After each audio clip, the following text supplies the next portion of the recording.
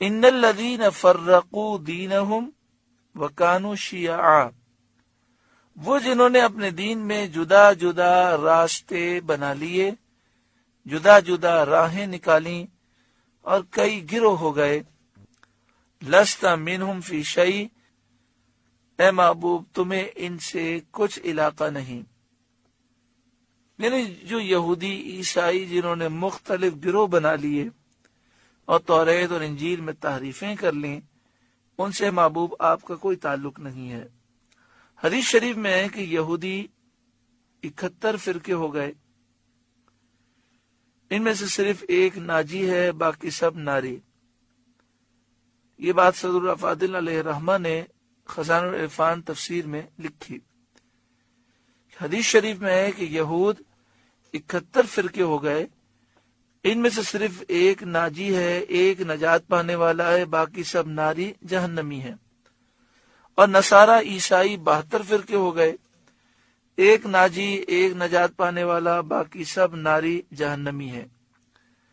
اور میری امت 73 فرقے ہو جائے گی، 73، وہ سب کے سب ناری ہوں گے سوائے ایک کے، یعنی 72 فرقے جہنم میں جائیں گے، ایک فرقہ جنت میں جائے گا۔ جو سواد اعظم یعنی بڑی جماعت ہے، اور ایک روایت میں ہے کہ جو میری اور میرے اصحاب کی راہ پر ہے، میرے اور میرے اصحاب کے طریقے پر ہے۔ اس سے پتہ چلا کہ نبی اکرم صلی اللہ علیہ وآلہ وسلم کی امت کے 73 فرقے ہوں گے اور جنتی ایک فرقہ ہوگا۔ اور جو کہے کہ میں کسی فرقے سے میرا تعلق نہیں، تو اس کا مطلب یہ ہوا کہ وہ جو جنتی ایک فرقہ ہے اس سے بھی اس کا تعلق نہیں ہے، تو پھر اسے سوچنا چاہیے کہ میں کس جگہ کھڑا ہوں۔ اور جو یہ کہے کہ سبھی حق پر ہیں تو وہ بھی غلط کہتا ہے، کیونکہ پیارے آقا صلی اللہ علیہ وسلم نے فرمایا کہ 73 فرقے ہوں گے، 72 جہنم میں جائیں گے، ایک جنتی ہوگا۔ تو اس لیے یہ کہنا کہ سبھی صحیح ہیں، اور سبھی صحیح کیسے ہو سکتے ہیں؟ آپ دیکھیں جو نبی اکرم صلی اللہ علیہ وآلہ وسلم کی توہین بیعت بھی کرے وہ بھی صحیح ہو، اور جو حضور کی تعظیم اور تکریم کرے وہ بھی صحیح ہوگی، کیسے ہو سکتا ہے؟ جو صحابہ کرام کی عزت کرے وہ بھی صحیح، اور جو بیعت بھی کرے، گستاخی کرے وہ بھی صحیح، جو اولیاء کی تعظیم کرے وہ بھی صحیح، اور جو اولیاء کی بیعت بھی کرے وہ بھی صحیح۔ یہ کیسے صحیح ہو سکتا ہے؟ اہل سنت و جماعت جسے سواد اعظم کہتے ہیں، جو نبی اکرم صلی اللہ علیہ وآلہ وسلم صحابہ کرام کے طریقے پر ہیں، ان کا شعار کیا ہے؟ رسول اللہ صلی اللہ علیہ وآلہ وسلم سے محبت، صحابہ سے محبت، اہل بیت سے محبت، اولیاء سے محبت، اور خوب درود و سلام پڑھنا، حضور کی شان و عظمت بیان کرنے کے لیے محفلیں منعقد کرنا، کھڑے ہو کر صلاۃ و سلام عقیدت سے پڑھنا۔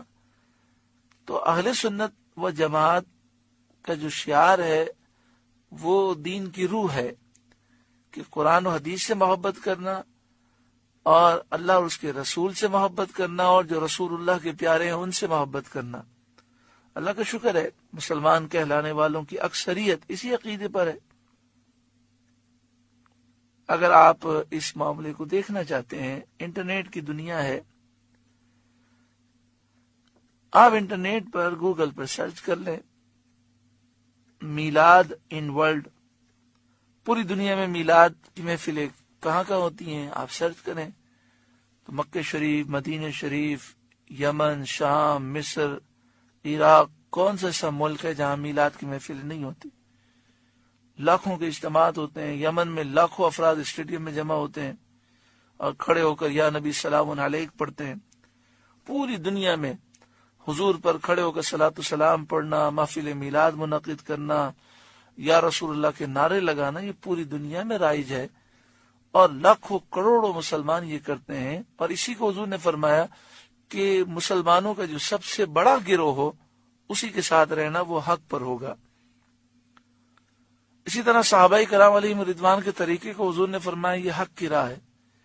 تو صحابہ کرام علیہم رضوان کا طریقہ کیا تھا؟ حضور کے تبرکات سے محبت کرنا، منہ مبارک کی تعظیم کرنا۔